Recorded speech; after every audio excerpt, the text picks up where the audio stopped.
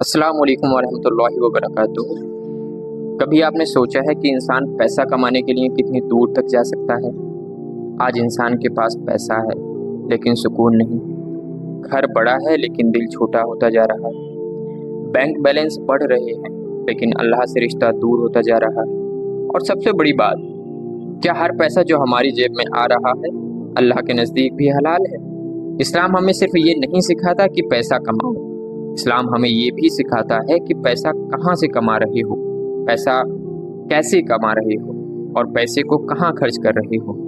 एक तरफ है हलाल पैसा और दूसरी तरफ है हराम हवस। हलाल पैसा ज़रूरत पूरी करता है लेकिन हराम हवस इंसान की ज़रूरत को कभी ख़त्म ही नहीं होने देती। इस्लाम में पैसा कमाना मना नहीं है। अल्लाह ताला ने दुनिया में रिज़्क रखा है, इंसान मेहनत करे, बिजनेस करे, नौकरी करे, अपने घर वालों की ज़रूरत पूरी करे।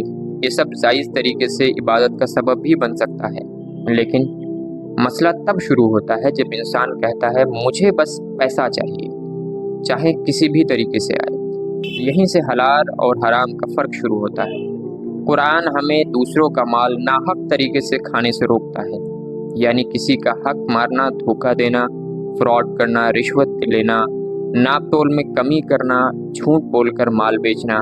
ये सब सिर्फ दुनिया के रूल्स का मसला नहीं है, ये अल्लाह के सामने जवाबदेही का मसला है।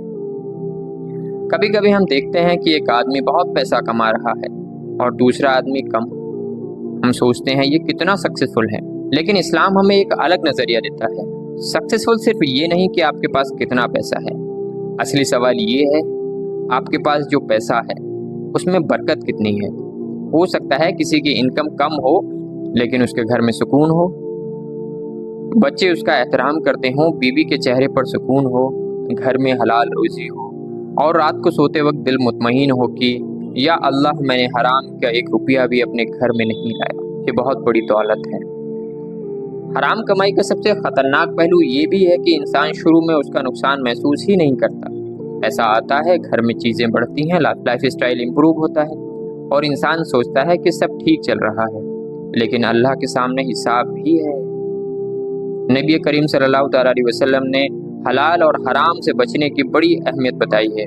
सही हदीस में आता है कि अल्लाह पाक है और पाक ही चीज़ों को कबूल करता है। इसलिए सवाल सिर्फ ये नहीं होना चाहिए कि मेरी इनकम कितनी है, सवाल ये होना चाहिए कि मेरी इनकम हलाल है या नहीं। ज़रूरत और हवस में बहुत फ़र्क है। ज़रूरत कहती है मुझे और चाहिए क्योंकि मेरी फैमिली को ज़रूरत है। हवस कहती है मेरे पास सब कुछ है फिर भी मुझे और चाहिए। ज़रूरत ख़त्म हो सकती है लेकिन हवस को दुनिया की सारी दौलत भी दे दी जाए तो भी वो कहती है और चाहिए। एक घर मिला दूसरा चाहिए, एक गाड़ी मिली उससे महंगी चाहिए, बिजनेस चल पड़ा अब और पैसा चाहिए। पैसा आता गया लेकिन दिल के अंदर की आवाज़ बस थोड़ा और ये थोड़ा और कभी ख़त्म ही नहीं होता।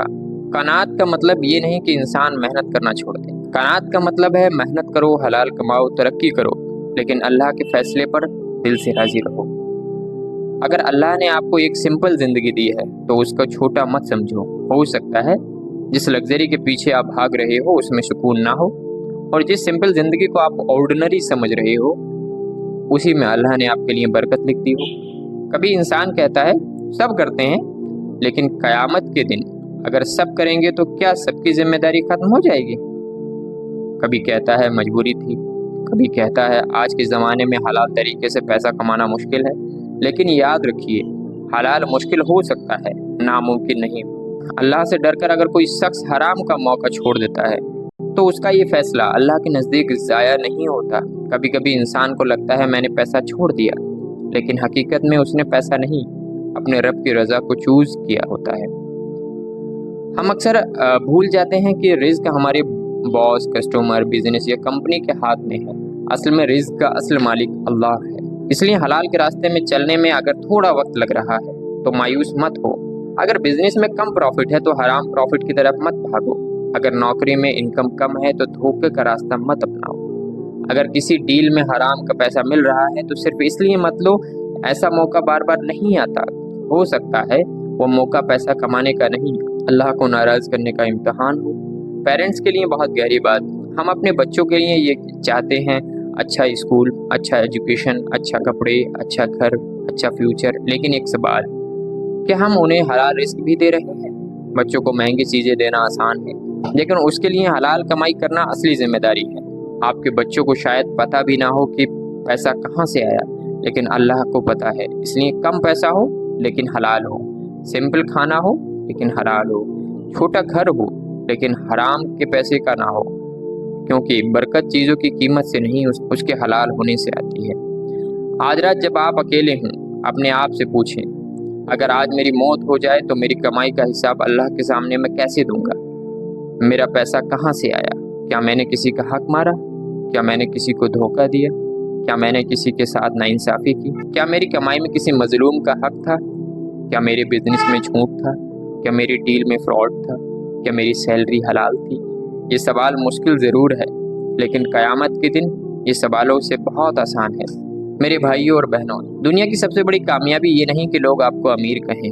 असली कामयाबी ये है कि अल्लाह आपकी कमाई से राज़ी हो, आपके घर में हलाल रोज़ी हो, आपके बच्चे हलाल लुक़मा खा रहे हो, आपका दिल सुकून में हो, और जब मौत आए तो आपके पास दुनिया की बहुत ज़्यादा दौलत ना भी हो, लेकिन आप अल्लाह के सामने ये कह सको, या अल्लाह, मैंने अपनी पूरी कोशिश की, मैंने हराम से बचने की कोशिश की, जो दिया हलाल दिया, जो कमाया हलाल कमाया। हराम पैसा जेब को भरा हुआ दिखा सकता है, लेकिन दिल को खाली कर देता है, और हलाल पैसा शायद कम हो, लेकिन उसमें बरकत होती है, सुकून होता है, और अल्लाह की रज़ा की उम्मीद होती है।